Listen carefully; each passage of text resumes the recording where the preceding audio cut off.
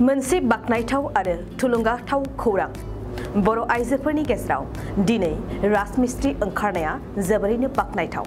नंगौ, चिरांनि भारत भुटान सिमना हाथिसार ओनसोलनि 3 नं सनापुर गामिनि जयमती ब्रह्मआ गोबाव समनिफ्रायनो राजमिस्ट्रि मावनानै नखर संसार खुंबोदों।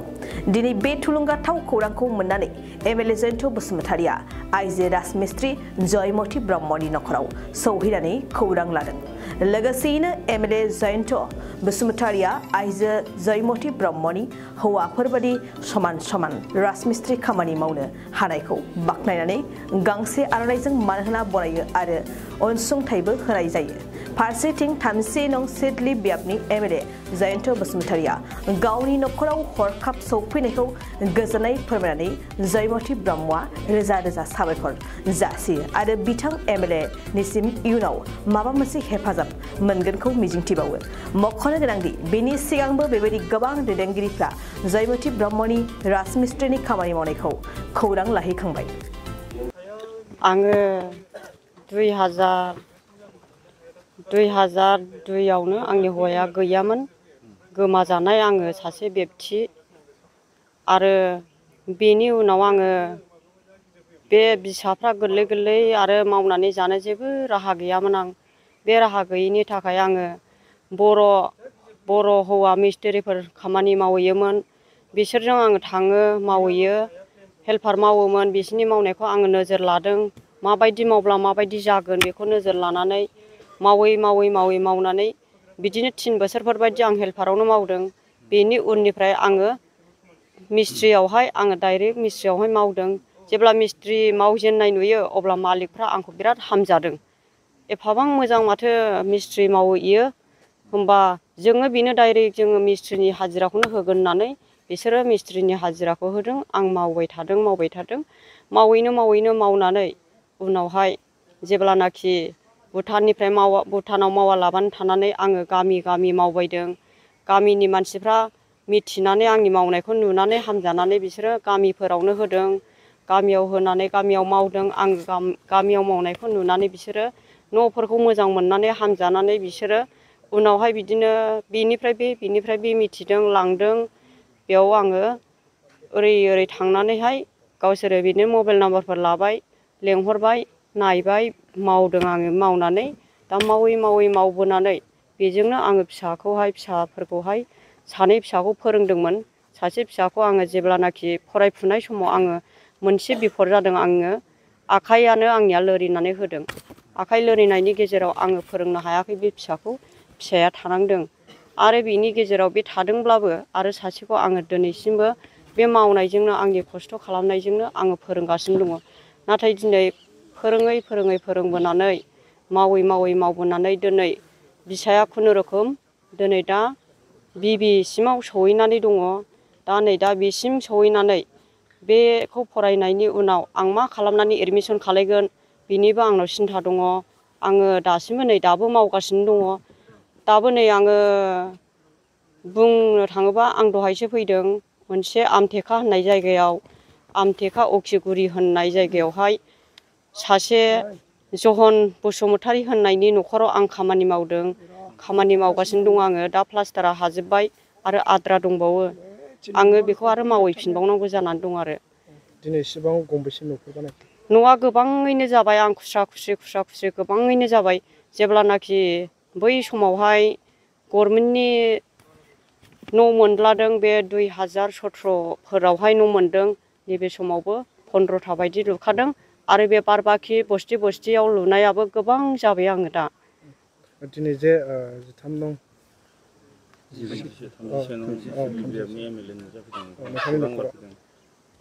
माबायदि गोजोननाय मोनदों? आङो दा बे सारमोना बे आंनि सासे बेक्ति सासे फंबाया बियो भिडिअ हगारना होदोंमोन। बे सारमोना नुदों। नुनायजों लोगोसे बिसोरो आंनि न'खरावदि फैदों, आं जोबनो गैयै गोजोननाय मोनदों। आरो बे सारमोन फैनायजों लोगोसे आं माबा फिसाखौ फोरोंनो थाखाय फेदेरनो थाखाय आंनो माबा अनसुंथाइ होगोन होननानै आं बिराद आसा दङ। आंनि गोसोआव रंजाखांनाय दङ। सारमोनादि ओरैनो फैयाखै होननानै आंनि गोसोआव बे साननाय दं आरोखि। आङो बेखौ जेब्लायबो आसा थागोन आरो। आब' गोबां मानसिफ्रा नोंथांखौ नागिरो खोमा न' लुहोनो मानो खामानि मावनो माब्रैहाय मोननो हागोन नोंथांखौ? बे बिथांमोना इसोरो आंखौहाय मोननोबा सोरबा सासेनिफ्राय सोरबा सासे मबाइल नाम्बार लायो आरो सोरबा सासेनिफ्राय सोरबा सासे सोंनानै न'आव फैथारनानै आंजों रायज्लायफैयो। रायज्लायनानै न' जायगा अबेयाव बेखौ खोन्थालाङो आरो लेंलाङो। लेंनायजों लोगोसे कन्टेक्ट नाम्बार होलाङो। आं बाहाय कन्टेक्ट नाम्बार फन खालायनानै आङो थांनानै नायो आरो मावहैयो। बिसोरो जेब्लानाखि आं मावहैयो अब्ला हामजायो बिसोरो। हामजानायनि थाखायनो बिसोरो आंखौहाय खामानिखौहाय जोबजासे होयो आंनो। गिदिर न'खौ लुफेरबाय नामा? न' फिसा फिसानिफ्राय गिदिरसिम? आङो न'खौहाय बिल्डिंफोरखौ लुवाखै बिल्डिंखौ। जानाखि बे दा जेरैबायदि RCC बेफोरबायदि लुगासिनो दं नै बेबायदि न'खौ लुगासिनो दङ आङो। बेबायदिखौ लुयो आङो। बेबायदिजोंनो आङो जागासिनो दं आरो। माने 3 थाला 4 थालायाव आं हारसिङै बेबथि लुनो हायाखै। ओमफ्राय बेफोरावबो आङो सिगां समाव गोबां मिस्थ्रिफोरजों लोगो नांनानैलाय गाखोदों मावदों। आं गाखोनायखौ खमि होननानै लाया। मानो होनबा गाखोनाय मावनायखौहाय आङो गावखौनो गाव सासे बर' हिन्जाव जानानैबाबो दुगि बुंनाय बायदि जायो। आं मावो आरोखि लोगोफोरजोंब्ला बे 2 थाला 3 थालाब्लाबो मावफायो। अब्लाबो आं हारसिं बेबथि फसङाखै। गावनि न'खौबो लुना लादों नोंथाङा? आंनि न'खौबो आं लुनानै लादों। आंनि न'आबो आंनो लुखानाय। आरो नै खाथिफोराव ओइनो बैफोरावबो दङ। सारमोना नुलांगोन दा नुनोबो हागोन नुलांगोन। बेफोरबो आंनो लुखानायनि बे न'फोराबो। न'खराव सोलिनायाव माबायदि खस्थ' मोनो गथ'फोर सानैखौ लानानै? आङो न'खराव सोलिनायाव अनेक दुखुजों अनेक खस्थ'जों आङो न'खराव सोलियो आङो। अब्लाबो आङो फिसाफोरखौ अननायजों आं दैदेनो। आङो गिबियावनो जयमति ब्रह्म बिथांखौ आङो साबायखर जासिगोन जे दिनैहाय दादगारिनि नैबे 3 नं सनापुर गामियाव आङो दिनै दंफैयो। जोंनि UPPLनि लाइमोन गांखंनि नेहाथारि जाहा दङ बिथां बिन'द शर्मा, बिनिफ्राय निसिमा ब्लकनि प्रेसिडेन्ट दुलाल बसुमतारी, चिरांदुवार ब्लकनि जा प्रेसिडेन्ट बिथां बिरदाव मोसाहारि, लोगोसेनो काजलगाव ब्लकनि गाहाय नेहाथारि मनेस्वर खाख्लारिजों लोगोसे जा जिल्लानि सासे दैदेनगिरि जेसया बसुमतारीजों लोगोसे जोंहा ब्राइस दङ आरो जोंनि UPPL दोलोनि गासैबो बिथांमोनखौ लानानै आङो दिनैहाय जयमति ब्रह्म बिथांनि न'आव आङो फैदों। खारना बेनो जे सानब्रै सानबासो सिगां ससियेल मिडियायाव बिथांनि मोनसे भिडिअ आं नायदोंमोन आरो बे भिडिअनि गेजेरजों आङो जोबोद मोनसे दुगाखांनाय आरो रंजाखांनाय मोनदोंमोन। गुबुन फारसे दुखुबो नांदोंमोन जे मानगोनां बिथां जयमति ब्रह्मनि बिथांनि जे हालोद, जे न'खराव गारजेन गैयैनिफ्राय गारजेन गोमाजानायनि उनाव 2 गथ' फिसाज्लाफोरखौ फेदेरनाय फोलावनाय आरो फोरोंनायनि थाखाय जिबायदि खस्थ'जों दुखुजों हांमाजों मारै फोरोंगोन मोनसे गाबखांनाय, बिनि गेजेरजों बिथाङा भुटानाव थांनानै राजमिस्ट्रिफोरजों हेल्पार खालामनानै उनाव बे खामानिखौ नायै नायै एसे समनि गेजेरावनो गावबो जे मावनो हायै गोसोआव मोनसे बोलो फैदोंमोन। आरो बर' बिमा हिसाबै नायब्ला नुगोन, आइजो हिसाबै नायब्ला नुगोन, आइजोफोर मावनो हायै जेबो खामानियानो गैया। दिनै जोंनि समाजखौ नायोब्ला न'खर बेंनायनि नोङो 50% बांसिन, आंथ' बुंगोन 80% आइजो माहारिया बिमा माहारिया दिनै रुजुनो। आरो बे जाय जिनिसखौ थांनाय जोंनि नैबे ओनसोलाव जोंनि समाजाव गोलाव समनिफ्राय हौवा माहारिफ्रा मावबोदों, बे खामानिखौ दिनैहाय जोंनि बर' बिमा जयमति ब्रह्म बिथाङा मावनानै दिन्थिदों। आरो एखुथायै बा जुनियायै बर' समाजखौ नायोब्ला जोंनियाव राजमिस्ट्रि हौवा मानसियानो गैया। दिनै टटेलनिफ्राय जुदि नायोबा 1% निस्सय जाया।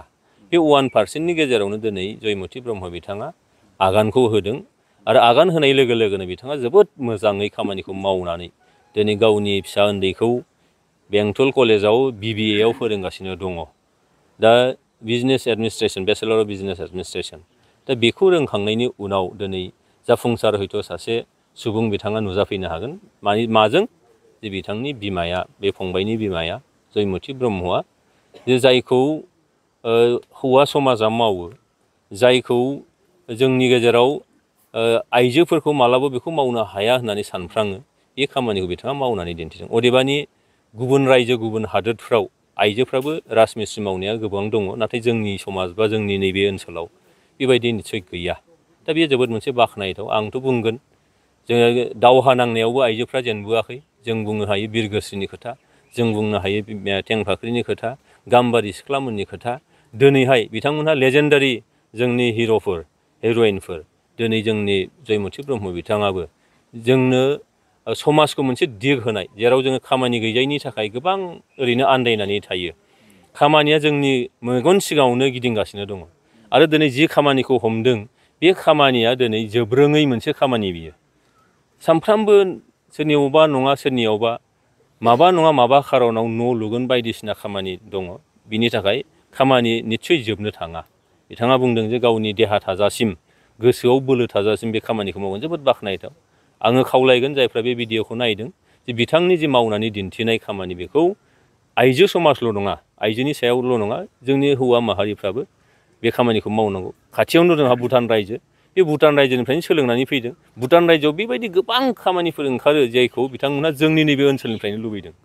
आं खावलायगोन जोंनि लाइमोनफोरखौ, आं खावलायगोन जोंनि जायफ्रा खामानि गैजाया होननानै गावखौ सानना लादों बिथांमोना जुदि बे फारसे जुदि जों गोसो होयो, बे फारसे जुदि जों समाज हिसाबैनो बा जोङो जुदि एनकारेज खालामनो हायो, बेबायदि माबा मोनसे मटिभेसन खालामनो हायो, बेबायदि माबा मोनसे प्रग्राम खालामनायनि गेजेरजों जोङो बे लाइनावबो जोङो आवग्रिनानै लानो हायो। बेखौ आङो नुहुरदों। बेनिखायनो आं खावलायबाय बयबो बिथांखौ जोङो मदद बोरै हायो जों होनांगौ आरो आंनि फारसेनिफ्रायबो आङो निस्सय बिथांमोनखौ बोरै हायो मदद होनो आङो नाजागोन। जे बिथांनाव फरायनाय फिसाला दं सासे फिसाया गुबुन गुबुन खामानि मावनानै बिथाङा मिस्ट्रि खामानिखौ निस्सय मावो खोमा।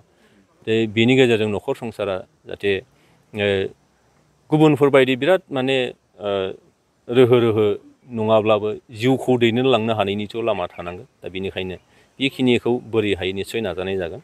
आङो साबायखर जासिदों, खुलुमनाय बावदों आङो जयमती ब्रह्म बिथांनिसिम जे बिथाङा जोंनि रल मडेल जाथों समाजाव। निस्सय जाखागोनबो आरो फैबाय थानाय समाव जेरैहाय जोङो गाम्बारि सिख्ला बिरगोस्रिमोनखौ जेरै गोसोआव लाखिदों, बिथांनि मुङाबो जोंनि जारिमिनाव सनानि हांखोजों लिरनाय थाथों, बेखौ आङो मिजिं खालामो।